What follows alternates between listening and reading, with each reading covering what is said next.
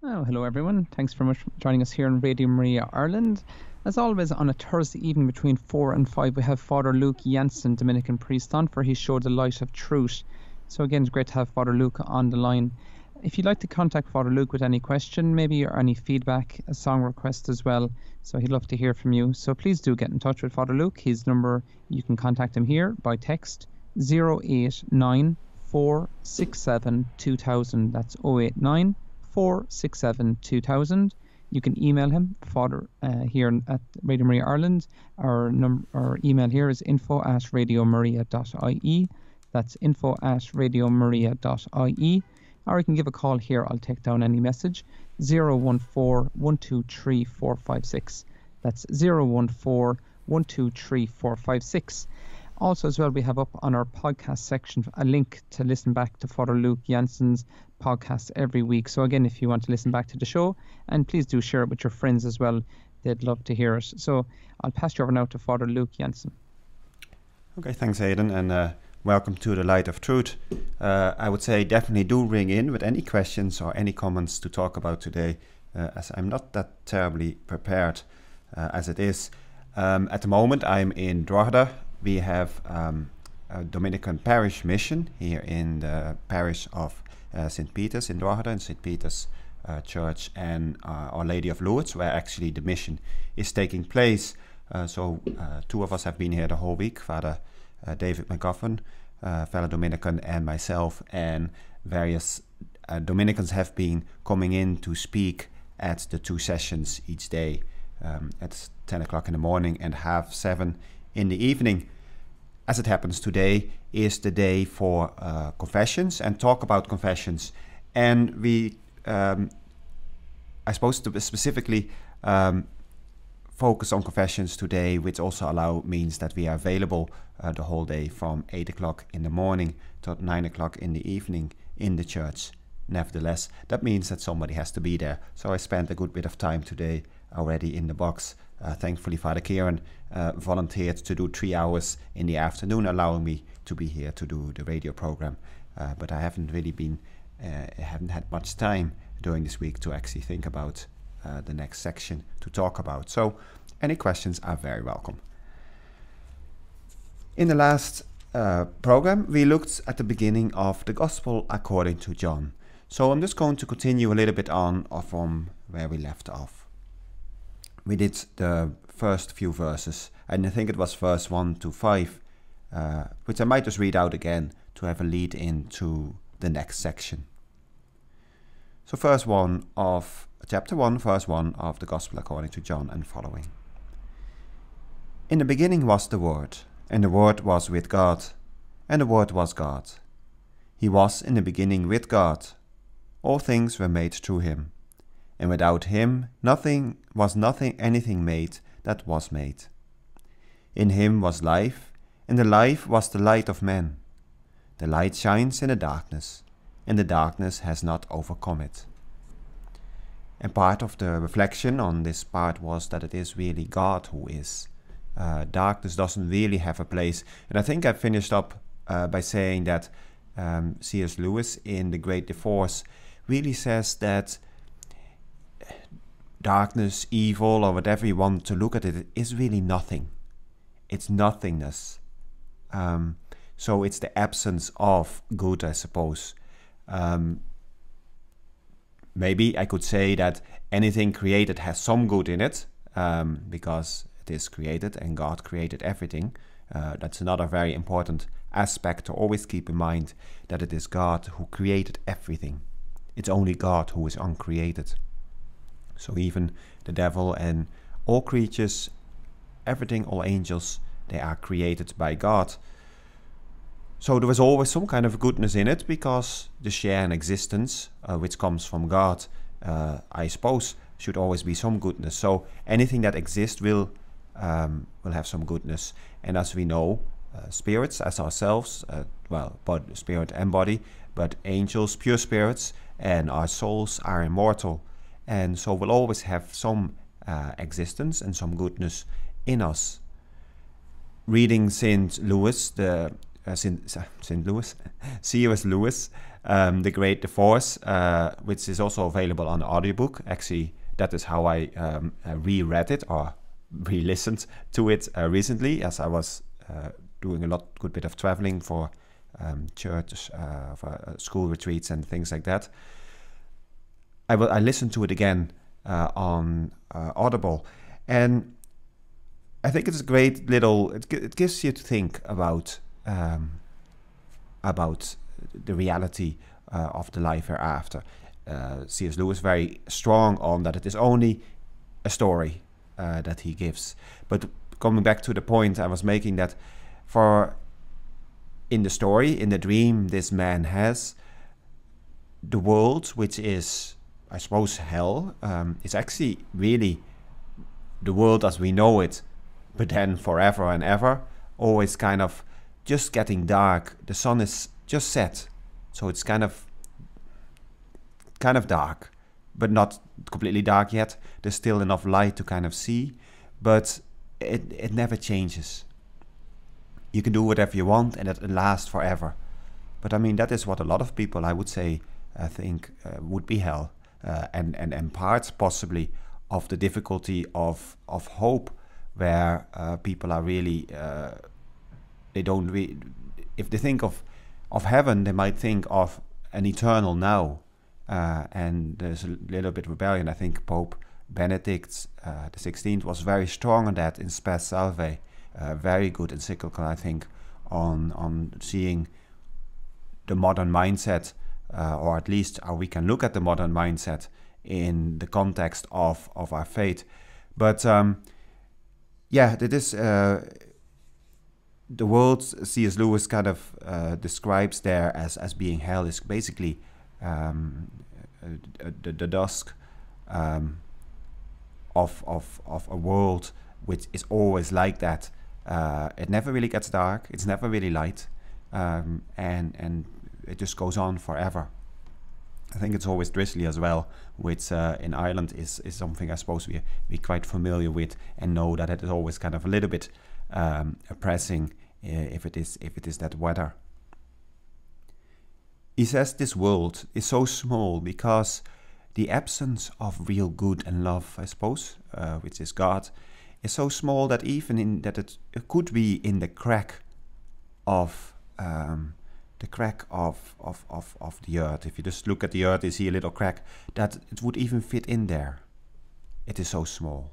So to really kind of, I suppose, realize that that darkness doesn't have a place, that evil is actually nothing, but that we're made for goodness, for love, for being with God ultimately. So I think that's something good to always remember. So the light shines in the darkness, and the darkness has not overcome it. Light always drives out darkness. Well, I'm not going to go into what black holes are and things like that, and I don't actually know enough about it, but let's keep it simple, that darkness always is defeated by the light. If we bring light into a place, it lights up the place. And that is how we always should, I think we should have a positive attitude towards things that way. So I think we go to verse 6, and I might read verse 6 till 8. There was a man sent from God, whose name was John. He came for testimony, to bear witness to the light, that all might believe through him. He was not the light, but came to bear witness to the light. So here is Saint John the Baptist introduced. Well, so I presume.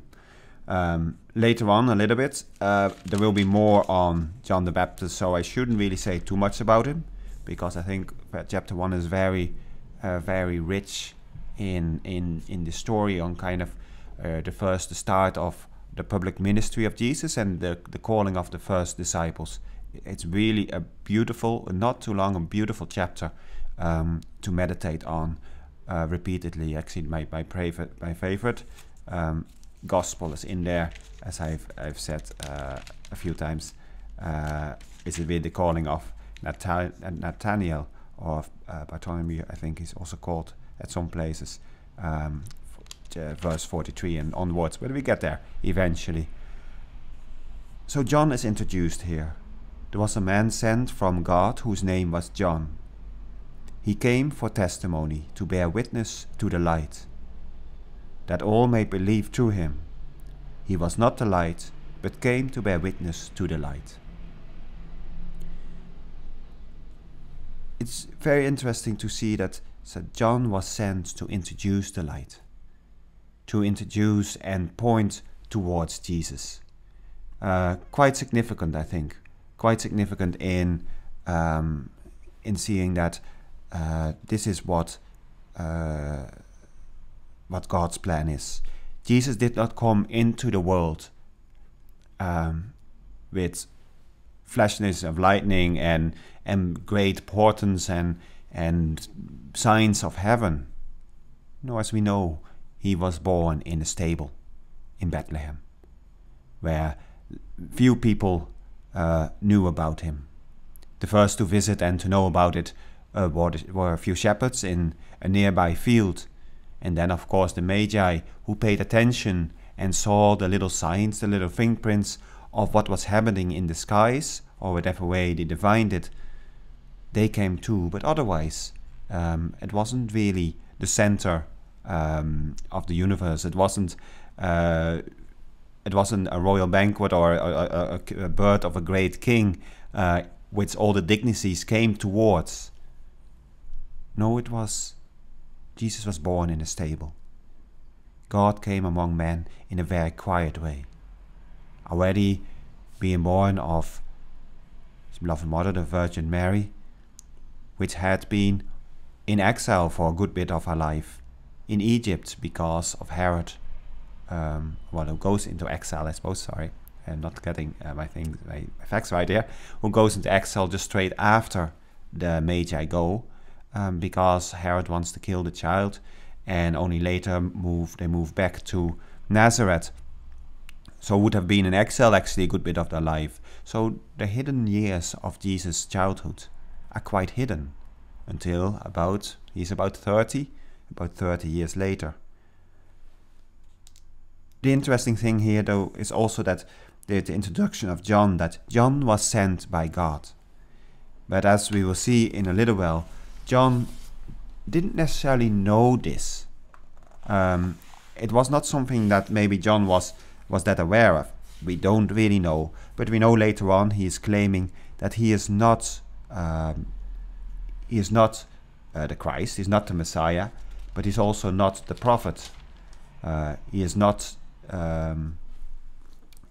Elijah, even though that we know that Jesus said he is later on. So does Joe know who he really is? He does have some knowledge because he knew when Jesus was during his baptism. But I mean, for him it mightn't be all that clear. And again, if we reflect and bring that into our own lives, we can see that maybe things are not always that clear on how God works in our lives. Maybe we kind of know things and God can work in our intuitions, but it isn't always straightforward. Sometimes it requires deeper discernment and trust, and to see where God is leading us on the longer term. So I think John is always a good example, and we even know later on that he questions Jesus. Are you the Messiah, or who are you? I mean, what is happening? But then we know that Jesus responds that, well, the lame walk, the blind see, the deaf hear, as the prophets, I can't remember exactly which prophet, prophesied for the Messiah to come, that these things are happening. Do believe in God and trust. But I suppose for John it was a bit difficult at the time, as it was just before his beheading, and he was in prison. So John is there to witness, to bear witness to the light, to be there as the precursor, to make the path straight, as he says himself. He doesn't claim to be the light or to be the Christ, but he is there to bear witness to the light that is to come. So I think we go for a first bit of music, which will be from Chris Tomlin, and it is Good Good Father.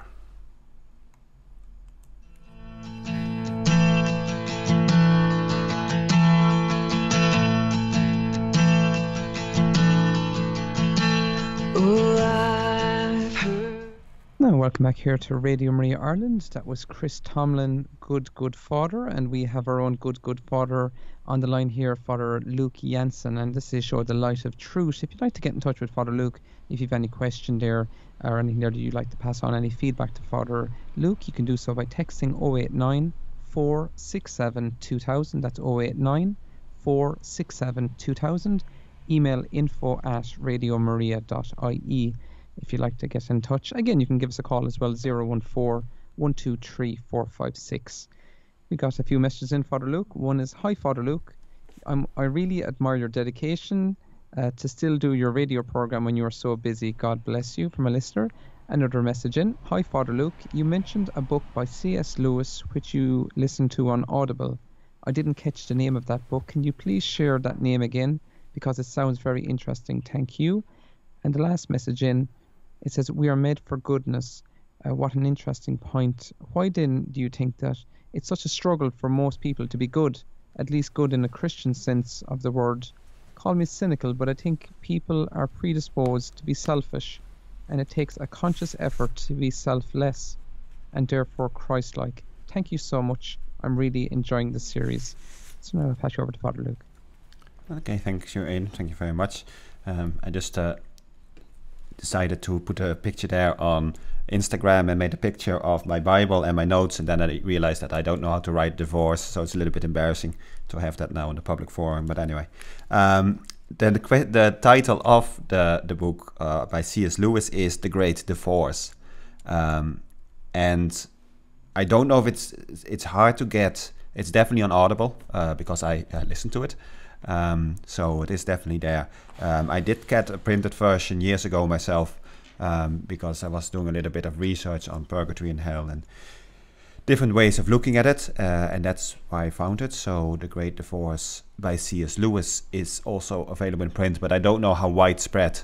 I found it difficult to find it at that time, but nowadays with Amazon and all kinds of other online bookstores, it might be easier to get it. So it's only a very small little book, but it has some very interesting ideas in it because he goes through various scenarios, and you can kind of see why people would choose, I suppose, hell over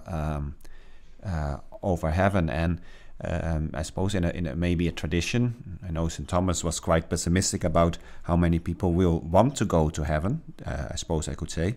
It is, you can kind of see that, I mean, a lot of people, they might not like heaven, or they might form themselves not to want to be that because they are so self-centered, that they are not interested in sharing eternity with God and letting go completely of themselves. And I suppose that kind of feeds in straight away into, to a certain extent, the second, that was the third, the second question, second comment, that, we are made for goodness, but why are we struggling so much? Well, I suppose it is because since the fall, we have separated ourselves from God, and we have started to focus in on ourselves. And it is true that we are struggling to do good, but the closer we get to God and the more virtuous we live and the more of God's grace is in our lives, the less we struggle to do good. And to do good becomes easier. We're supposed to be free to do good. I mean, the freedom God really has given us is to do good. So the freer we are, the less imprisoned or entrapped or constrained by sin, the easier it is to do good, if that makes sense. So the closer we are to God, the easier it is to do good. I mean, the less inclined we are to not choose what we know to be good. because our inclinations, our whole lives are orientated towards the good, if that makes sense.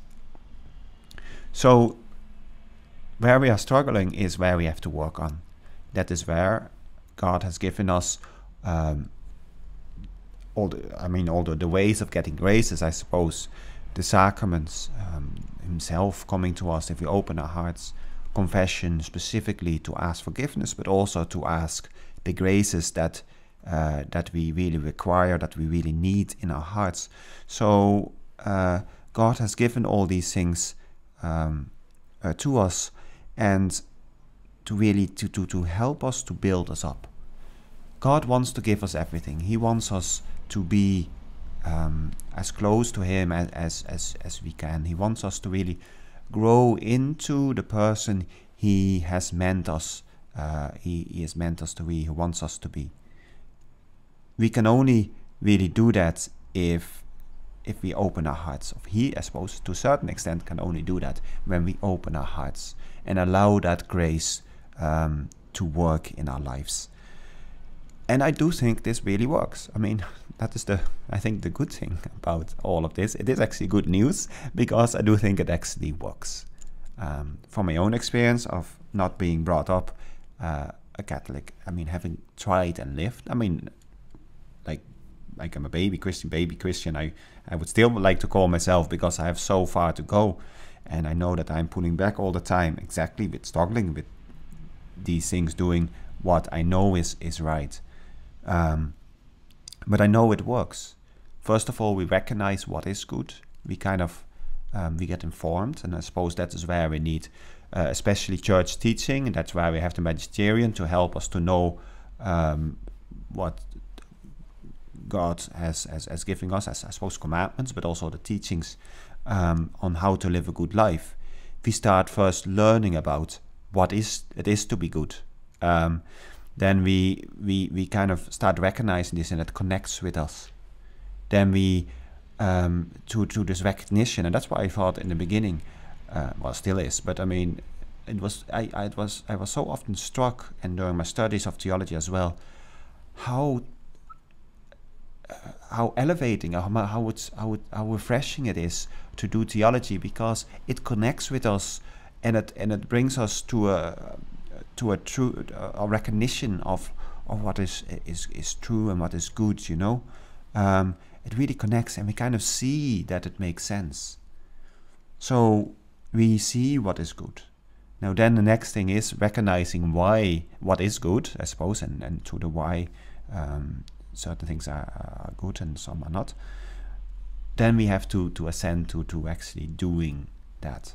Now that is a process, a little bit harder process of constant dialogue with God, to prayer, opening our hearts, allowing God to work within us.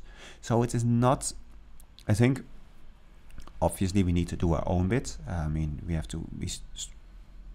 need our will, we have to train our will, we have to be strong, we have to be soldiers, all that kind of things. But ultimately it is God who works within us. He does the transforming part of it. We work with God. We have to open our hearts. That is why prayer is so important. Because in prayer we open our hearts to God. We can ask Him for graces, but even if we don't, spending time with Him, if we do a holy hour, we just spend time with God and allowing Him to work in our lives, allowing Him to transform us, to orientate us towards that what is good, and to help us to choose what is good easily. And that's my experience, as I said, is that actually over time to do what is good becomes easier. Sometimes we still get temptations, our fallen nature is still there, but we grow over time. We grow and we find that it's not something you kind of really think about, I suppose. That is part of the problem sometimes. We don't often always see spiritual progress, because spiritual progress is very slow, very subtle, but over time we will change, because grace works within us, within our hearts, and transforms us and helps us to to grow. And choosing what is good becomes not only easy, but becomes natural. And our conscience will correct us if we do it wrong. So we are presupposed to self-centeredness. Well, to a certain extent, that is the effect of the fall. I mean, we have chosen to be gods ourselves. Well, Adam and Eve choose for us, I suppose, to a certain extent, to be gods ourselves. We judge what is right and wrong. That is where our self-centeredness comes in, and that is where we want to do what we want and we think is right and right, and if it's good and wrong. So it and very central, like I suppose we can see in a lot of things, that I can make my own decisions. I have the complete freedom to choose what I want. But that is not what in the Catholic view we see as freedom. Freedom is the freedom to do good, not the freedom to do evil necessarily. It's not the freedom is the freedom to do good. Once we allow ourselves to be free through the graces that God gives us, that is where our life starts to thrive, our life becomes easier, joy-filled. If we see freedom as absolute, we can do anything we want, then if we make our own decision of what is right and wrong, it is just us that is the center of the universe. And that's exactly what the fall is. Through Jesus, through his death and resurrection on the cross, he has wiped away the guilt. That is the original sin, but the stain of original sin is still with us. But he has given us the healing remedy in himself, and to the graces, the participation, to becoming brothers and sisters in Christ, becoming children of God. He has given us the remedy, if we want to be healed from the inside.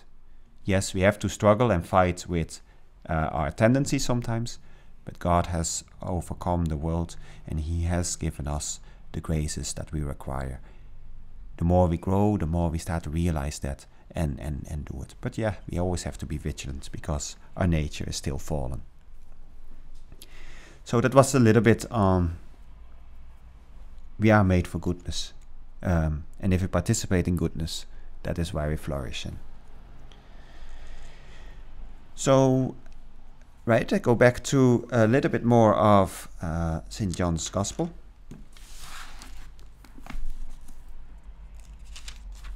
And I might just go on a little bit and going from verse 9. The true light that enlightens every man was coming into the world. He was in the world, and the world was made through him, yet the world knew him not. He came to his own home, and his own people received him not. But to all received him, who believed in his name, he gave power to become children of God, who were born not of blood, nor of the will of the flesh, nor of the will of man, but of God.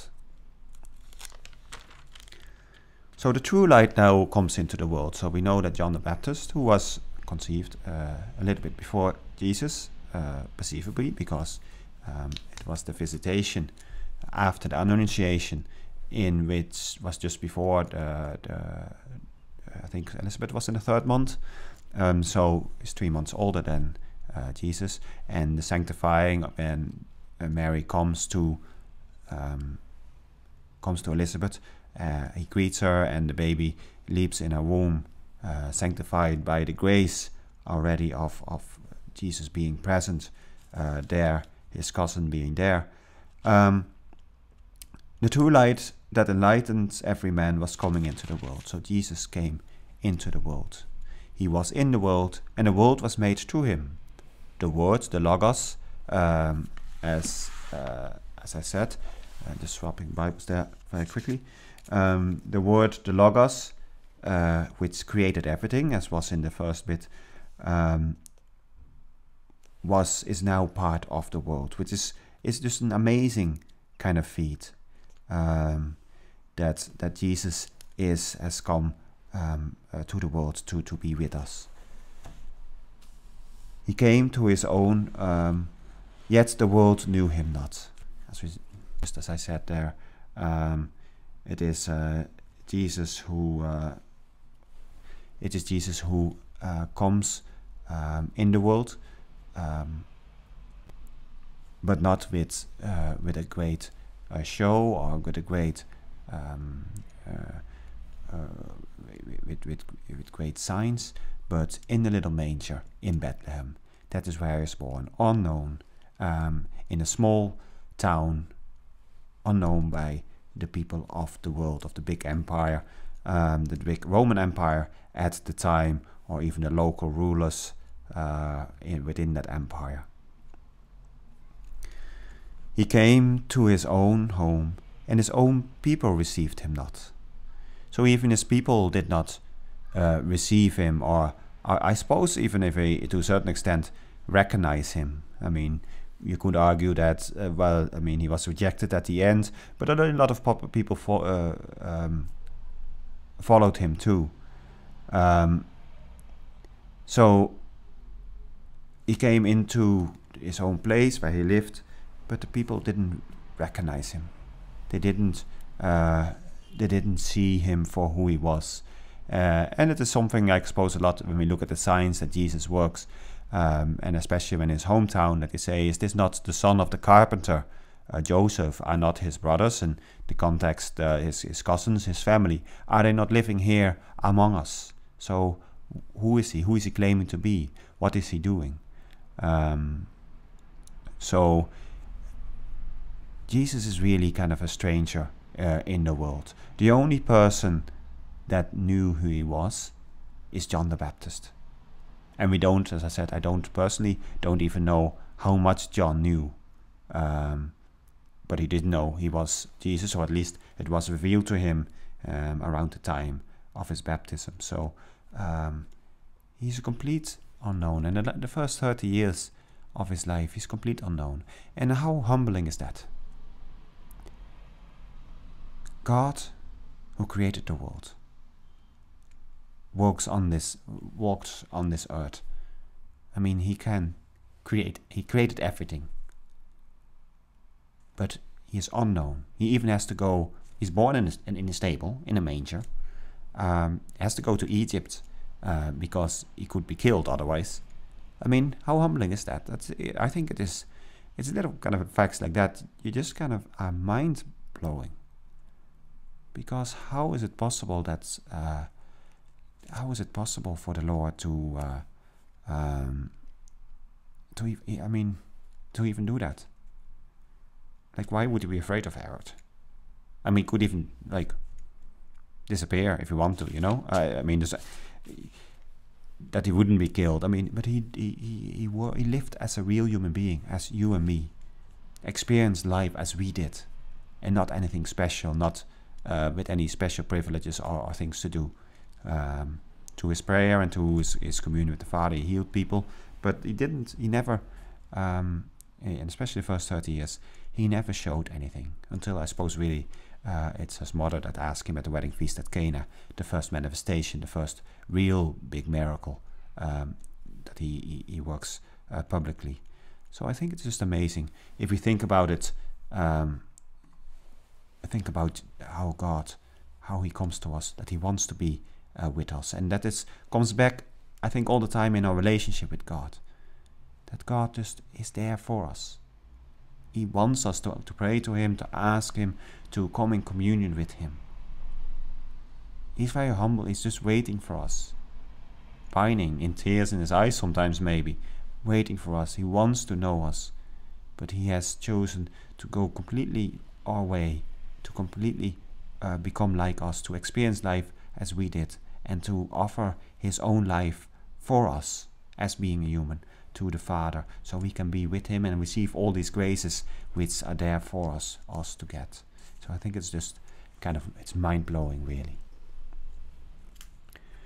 So I think we have the next song there, and this week it is You Say for Lauren Diagle.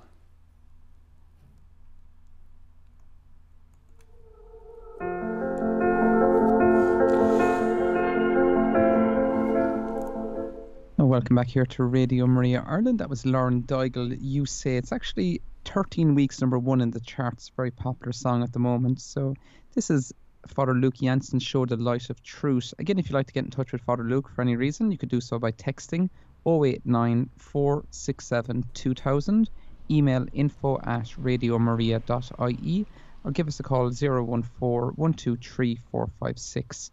Just a few messages in Father Luke. One is, hi Father Luke, I like the point you made about spiritual progress when you said that God does the transforming.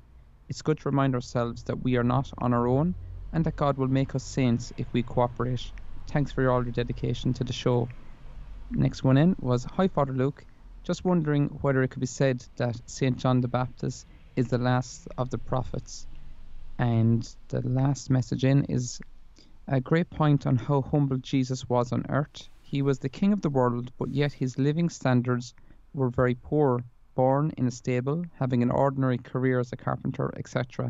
And it puts a mirror up to the world with all the values that they have in terms of flashy brands, high-spec items, trying to impress people around us. Thanks, love the show. So now I'll pass you over to Father Luke Jansen. Okay, thank you very much, Aidan. So welcome back to the Light of Truth, the last section of the program. I think we are going to settle for the new format of just finishing a few minutes before the hour and just lead out with a bit of music. This also only allows, I suppose, 2 breaks for me to catch up with questions, but if there's any questions after this, of course, I will receive them for the next week's show. So just, I suppose, the particular question that came, that to say that it's right to say that John the Baptist is the final prophet. I think it is. I just a little bit cautious. Well, I'm pretty sure Father Terence is not listening, who did biblical studies with me, and although Father John Harris did a Revelation, I think, with me as well. But so basically, with the coming of Jesus, everything is revealed. So really, the Old Testament time, John the Baptist is standing really in the middle of it. I mean, it's the end of the Old Testament time and the prophets. Because after the coming of Jesus, nothing has to be revealed anymore. Everything is revealed in Jesus. So what does that mean? That means that we basically say that with the death of the last apostles, I think, if I'm correct, Revelation finished. I suppose it was the apostles who got the teaching of Jesus. So they were the last ones that really got the fullness. I mean, Jesus being the fullness of revelation, being God himself, that was given to us. And that is basically all that we need. Everything is revealed because God revealed himself in Jesus, in Christ, in becoming man. So since then, obviously, we have unpacked a lot of the revelation that is given. But the time of prophets as such, as in the past, that did finish with John the Baptist. Yes, so John the Baptist was the last of the great prophets, and I'm just kind of seeing how they put it here in what is chapter. Make sure it away. A little bit later on, verse 19 or 20, when they asked John the Baptist, "Are you the Christ?" No, he said, "I am not." When then are you Elijah? He said, "I am not." "Are you the prophet?" And he says, "No." No, well, he is, according to Jesus, he is Elijah, who has come back again. Or I don't think it says it in those words, but I think it says somewhere in the Gospels that that Jesus talks about Elijah who was to come back, and that he had come. And I think it says the disciples understood that he meant John the Baptist. So it wasn't actually Jesus' words, I think, if I'm correct. But it is pretty much said in that was the understanding of the author of the Gospel, that John the Baptist was actually Elijah, even if he didn't know it himself as such, come back to announce the coming of the Messiah, of the Lord, to make his paths straight. So yes, I think it's fair enough to say that John the Baptist was the last and that's the final prophet, and the revelation has been complete in the revelation of Jesus himself in this world.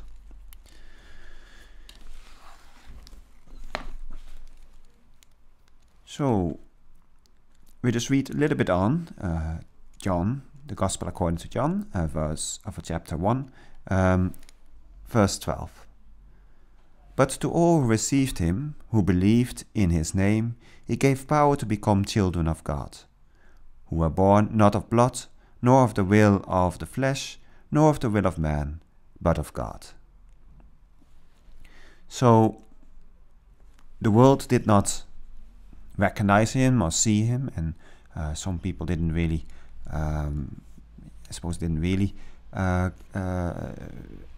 didn't accept him at all, as we know from his public ministries, let's say the 3 years, and at the end his crucifixion, there was people who were always against him, but naturally some people did as well. So, but to all who received him, who believed in his name, I mean, the name is an interesting one, I suppose, especially if we look in the context of the name as in the name of God, the name of Jesus as being the Word. I think if we believe in the Word, it's not just the name of Jesus, but it is more. It's not just a name. Well, in the Hebrew sense, a name signified the person for starters. It wasn't just a few letters on a piece of paper, on a birth chart, or whatever you want to look at it, but it was much more. The name signified the person, as far as I know. So it was more than the name, and so we can really think of it as in a deeper way, I think, of really who received him, who believed in his name and in who he really was. He gave power to become children of God. I was just saying there to Aidan in the break, I'm not very good at multitasking, I have discovered, because I want to look up but to all who received him, who believed in his name, and I just want to see what that says exactly.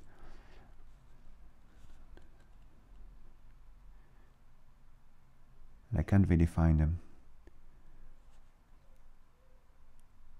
I can't really find which word is what. I can't really find the word name. Anyway, yeah. So, and I need a bit more time to look that up. Just was wondering in which way it was expressed exactly. To become the children of God, and I think there's reading it there that it gives us the authority to become children of God. To become the children of God. So it does actually say name. Sorry, I see it there now. It's at the end of the sentence. We get the authority to become children of God. I think that's maybe a little bit strongly put, and obviously in translation we use words that are more according to what it makes sense in the language. But sometimes I think it's good to look at the extremes of what it says. It says in the original language.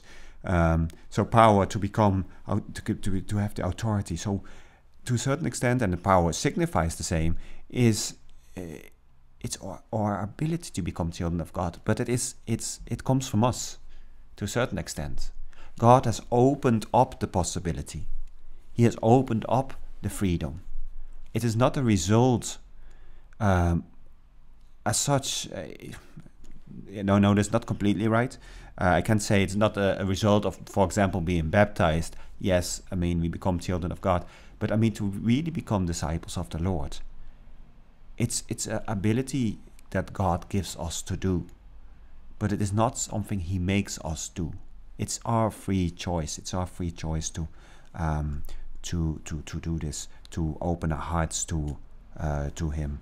So always, freedom is such a big part of our relationship with God, that we can become children of God. But it is, if we want to, we need to open our hearts to His grace, to allow this transformation to happen. Who are born not of blood, nor of the will of the flesh, nor of the will of man, but of God. That is then that, I suppose, the transforming factor is that, well, we're all born of God, because none of us are created in any other way. But it is not something we can do, as in we can make ourselves children of God, of course. It is the free gift of God, but we have to participate in the gift to allow this, not necessarily maybe to happen. Maybe I should clarify that it is still, of course, God to a certain extent who does that. For example, in baptism, the sure way we know to become children of God, but that it needs our own participation. It's not a passive thing, but an active thing, to make that relationship fruitful, to really make our life, our spiritual life, flourish, to really allow that relationship to come to fruition. Not to be just maybe children of God in name, if I can say it that way, try to dig myself out of it here, but to become real children of God in the activeness of following Him and being with Him, that really comes from our active participation in this life that God has given us, and which, of course, this life comes from God. And especially when we grow then, through grace, it is the life of God Himself that becomes part of us. Not this natural life which we have only, but it is become the life of God Himself living within us, that really starts to take over and becomes part of us. So we become so much more alive, I suppose, because God is life, is being, if we allow this to happen. And that is maybe also, I don't know, we can really talk on an experiential level this way, but I mean that life just becomes fuller, that this experienced as more fuller, because there's more life within us, if that makes sense. Now, I mean, that's maybe jumping a little bit too much, but I still think there's something of that. There could be something of that in it. So it's just something to reflect upon. I'm just throwing out some thoughts here, maybe not always 100% correct, and maybe should be a little bit more cautious in how I say things. But it is this movement that, yes, God has adopted us as children, but we have the authority, the ability, the power to really let this come to fruition if we allow God to work in our lives, but if we open our hearts to Him. It is part of us that has to do this. And if we allow this life to build within us, to be within us, to transform us, then we experience life to the full. Then we really experience the presence of God in our lives, in everything we do, helping us in our day-to-day experience of this world. So just a few thoughts there, I suppose, I throw out while we're reading this part of St. John's Gospel. So I think I'm going to leave it at that for today, and we pick it up on verse 14. And the Word became flesh and dwelt amongst us, full of grace and truth.